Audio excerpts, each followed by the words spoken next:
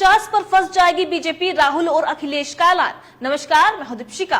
नरेंद्र मोदी चाहे अपने आप को जितना भी पाक साफ बताए, लेकिन सच ये है कि वो हजारों करोड़ों का भ्रष्टाचार के गंभीर आरोपों में घिरे हुए हैं। इलेक्टोरल बॉन्ड का पर्दाफाश उनके जी का जंजाल बन चुका है और राहुल गांधी जैसे नेता तो उन्हें खुलेआम बार बार भ्रष्टाचार का सरदार बताते हैं और ये बात बीजेपी को नागवार चाहे कितनी गुस्से, लेकिन इसका कोई ठोस जवाब बीजेपी के पास भी नहीं है। तो जरा सोचिए, अब की बार 400 पार का नारा और कहां 150 और 180 का वार, तो क्या कोई चमत्कार होने जा रहा है या फिर ये एक मजाक की बात है? जो भी कहिए, लेकिन अखिलेश यादव के साथ अपनी पहली प्रेस कॉन्फ्रेंस में ये कहकर राहुल गांधी ने सनसनी फैला दी कि पहले तो 180 सीटों का अनुमान था भी, लेकिन अब लग रहा है कि 150 पर ही सिमट जाएगी बीजेपी।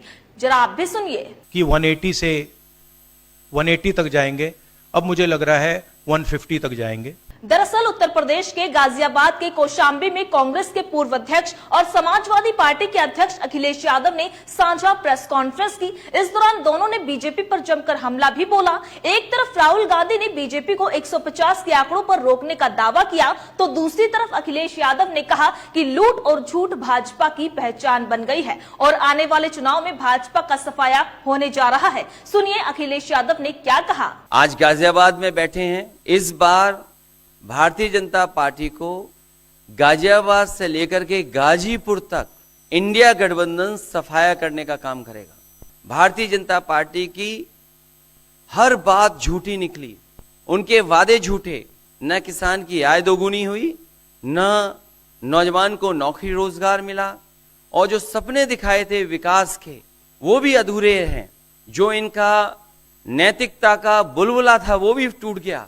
इलेक्टोरल बॉन्ड ने इनका बैंड बजा दिया। तो सुना आपने, बीजेपी को 150 या 180 के आंकड़ों पर सिमटने के दावों पर आप हैरान हो सकते हैं, लेकिन इन दावों में जो आत्मविश्वास दिखाने की कोशिश इंडिया गठबंधन ने की है उसे हवा भी नहीं उड़ाया जा सकता। राहुल गांधी और अखिलेश यादव ने डंके की चोट पर कहा कि गठबंधन एनडीए को गाजियाबाद से गाजीपुर तक हराएगा। राहुल गांधी ने दावा किया कि इस बार एनडीए की सरकार 150 सीटों पर सिमट कर रह जाएगी। वहीं अखिलेश यादव ने कहा कि बीजेपी 2014 में आई थी और 2024 में चली जाएगी और वो भी इस बार विदाई भी बैंड बाजों के साथ ही होगी। वहीं पत्रकारों को संबोधित करते हुए अखिलेश यादव ने कहा कि इस बार पश्चिम से बदलाव की हवा चली है। जनता बीजेपी के झूठ और वादा खिलाफी से तंग आ चुकी है। वहीं गौर कीजिए, पश्चिम उत्तर प्रदेश में बीजेपी ने अखिलेश यादव के ही पुराने साझेदार जयंत चौधरी के राष्ट्रीय लोकदल से हाथ मिलाया था, लेकिन अखिलेश यादव ने कहा कि जनता ने एनडीए को उखाड़ फेंकने का मन बना लिया है। इसके बाद राहुल गांधी ने कहा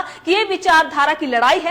एक तरफ आरएसएस और भाजपा संविधान को खत्म करने की कोशिश में है, तो वहीं दूसरी तरफ गठबंधन लोकतंत्र की रक्षा के लिए चुनाव लड़ रहा है। उन्होंने पीएम मोदी की खिल्ली उड़ाते हुए कहा कि हमारे प्रधानमंत्री कभी भी मुद्दों पर बात नहीं करते, मुद्दों पर बात करने की उनकी आदत नहीं है। इसके बजाय कभी तो वो आसमान में सी प्लान पर चले जाते हैं, तो कभी समुद्र की गहराइयों में उतर जाते हैं। उन्होंने पूछा कि मोदी जी ने एक इंटरव्यू में इलेक्टोरल बॉन्ड सही बताते हुए कहा कि इससे चुनाव में पारदर्शिता आएगी, तो उन्हें यह भी बताना चाहिए कि और क्यों नहीं बताते कि अगर ये सच है तो फिर इस सिस्टम को सुप्रीम कोर्ट ने रद्द क्यों किया और इसे संविधान और जनता के खिलाफ क्यों बताया। देखिए राहुल गांधी ने क्या कहा। कुछ दिन पहले प्रधानमंत्री ने एएनआई को बहुत लंबा इंटरव्यू दिया।